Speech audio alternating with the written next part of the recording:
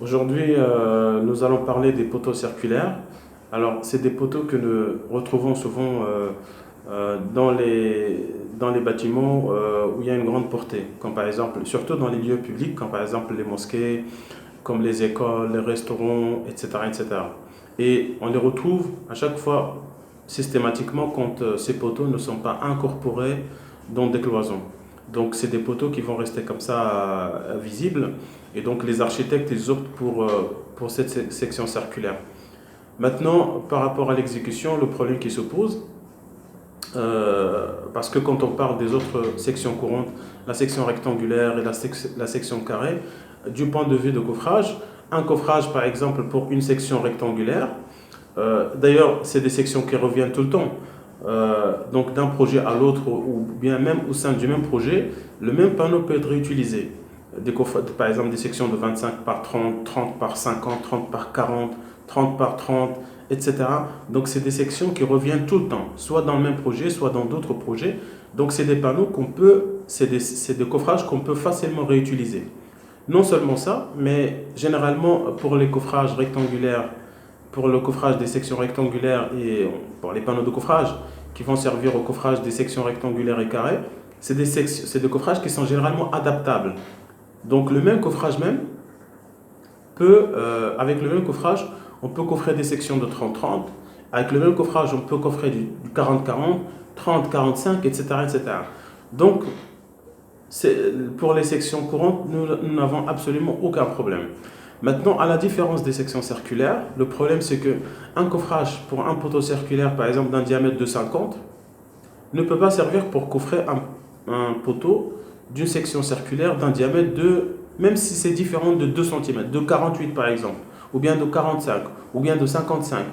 Ça veut dire pour chaque section, c'est vraiment un coffrage particulier et unique. Et c'est là la difficulté. Donc si vous, dans votre projet, vous avez par exemple 10 poteaux circulaires de diamètre différents, vous devez absolument avoir besoin de 10 coffrages différents.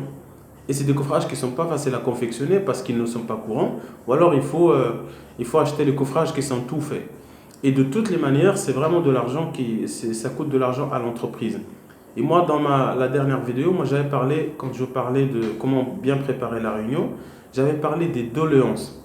Parce qu'à un moment donné, en tout cas l'ingénieur responsable du chantier, il doit être en perpétuelle réflexion sur comment faire pour optimiser, quels sont les ajustements, les modifications qu'on puisse faire, par exemple, pour faciliter les choses, etc.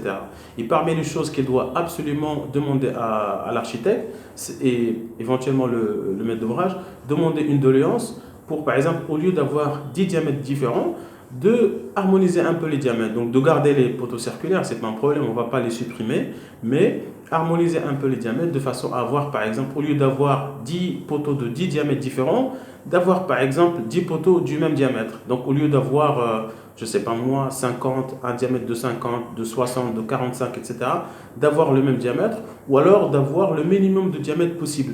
Par exemple, 2 diamètres pour les 10 poteaux. Donc ça permet de confectionner seulement 2 coffrages pour les 10 poteaux. Bien sûr, il faudrait consulter également le BOT pour voir s'il n'y a pas d'incidence euh, d'un côté ou d'un autre, mais généralement, ce n'est pas des choses qui vont poser un problème. Il est parfois même possible parce qu'on peut faire l'ajustement de manière à prendre la section la plus grande et proposer à l'architecte, par exemple, au lieu d'avoir des poteaux de 45, des poteaux de 40, de 55 et un poteau de 60, d'avoir que des poteaux de 60. Donc on va perdre un peu en béton, mais on va gagner en coffrage. Mais parfois, il est même possible de faire l'adaptation dans le sens inverse, parce que parfois, c'est l'architecte qui impose, par exemple, c'est lui qui veut avoir un poteau circulaire qui consistant d'un diamètre de 60, par exemple, minimum. Donc dans ce cas, on peut demander, ça veut dire c'est pas le calcul, c'est pas le dimensionnement de la structure qui fait qu'on a besoin d'un diamètre de 60, mais c'est juste une question décorative ou esthétique. Donc on peut même dans ce cas demander, bien sûr avoir l'avis du bureau d'études et de l'architecte pour par exemple diminuer le 60 et faire que des poteaux de 50.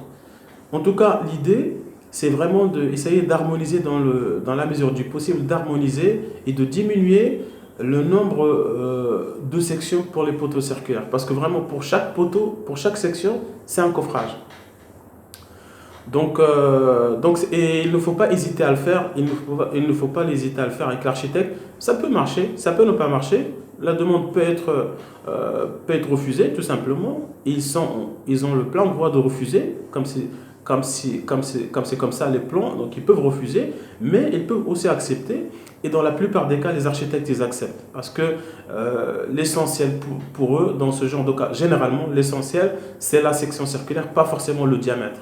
Donc, euh, donc généralement ça passe, mais il faut que l'initiative vienne de l'ingénieur de l'entreprise. Donc voilà, c'était juste ça pour vous parler de cette petite astuce. Et voilà, j'espère que ma vidéo vous a plu. N'hésitez surtout pas à m'écrire si vous avez des remarques. Voilà, merci beaucoup.